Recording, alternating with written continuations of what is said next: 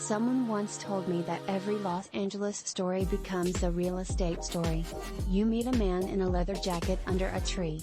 He gives you his cell phone number.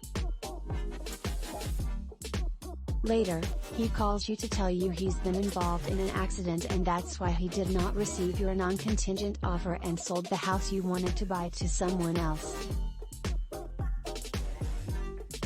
Your coworker turns to you and says, "While I was doing shrooms in Joshua Tree, I suddenly realized that clouds are essentially skyrocks and that if my mother sold her house in Porter Ranch, we could maybe go in together on an Eastside duplex."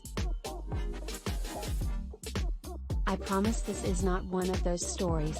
"Look at the bones on this, it's perfect for an auto," he said, looking at the garage. "They don't make 2x4s like this anymore, we could make a very special little house." It could be your office. We had just purchased our first home, a cozy 1920s 2-bedroom house. When we finally closed on it, I was 5 months pregnant with my first child. I hugged the old oak tree in the front yard, feeling immensely grateful and fortunate to have a place that was ours. Owning a home gave me an unwavering sense of belonging, finally somewhere no one could make me leave. I dramatically deleted my Zillow account and said so long to all the agents I'd courted, who summarily ignored the offers I'd sent out. It hadn't occurred to me that there was something that needed to be addressed immediately. That thing was an empty, windowless garage sitting innocently on the corner of our newly acquired yard. I was instantly, firmly against the idea of it. What is so bad about having a garage? I love garages. They are cool in the summer.